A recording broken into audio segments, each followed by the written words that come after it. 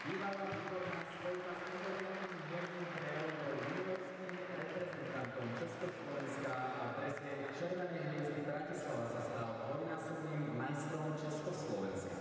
Po skončení aktívnej športovej činnosti sa venoval krátkodobo úspešné trénovaniu v športovom klube Polície Bratislava, keď pod jeho vedením dosiahol seniorské družstvo.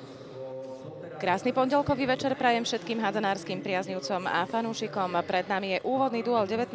kola Nike Handball Extraligy, ale ešte predtým jedna pekná udalosť na palubovke ŠKP Bratislava. Bývalá výborná spojka s inteligentným herným prejavom, ktorá bola juniorským reprezentantom Československa v drese Červenej hviezdy Bratislava, teda predchodcu ŠKP Bratislava, sa stal dvojnásobným majstrom Československa. Marian Kukumberg oslavuje jubilejných 70 rokov, vôbec sa nemení, čo si ho naposledy pamätám ešte ako svojho trénera, ale to bolo nejakých 30 rokov dozadu. Je stále rovnaký.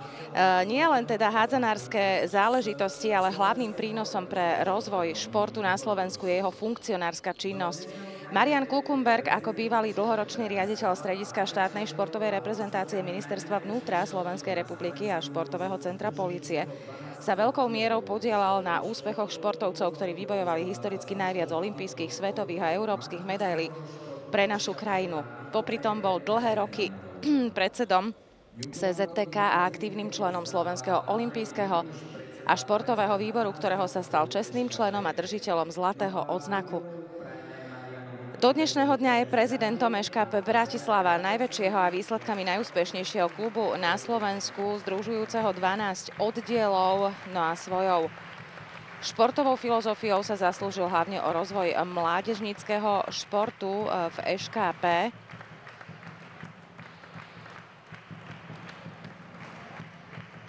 No a samozrejme k jubileu mu všetci prajeme hlavne zdravie, veľa radosti zo športových úspechov našich športovcov.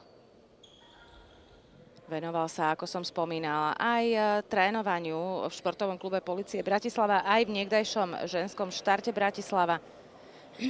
Pod jeho vedením dosiahlo seniorské družstvo ŠKP doteraz historicky jedno z najlepších umiestnení v európskych súťažiach.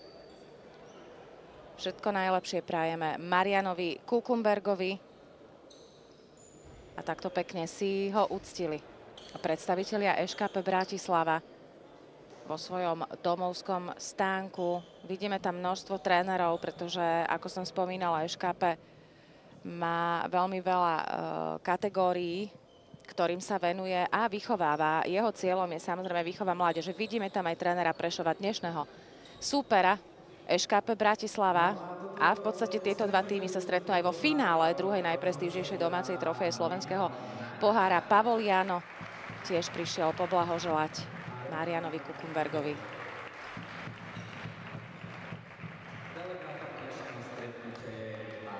Krásny moment, všetko najlepšie prajeme, hlavne zdravia veľa. Naozaj sa vôbec nemení tento človek. Marian Kukumberg.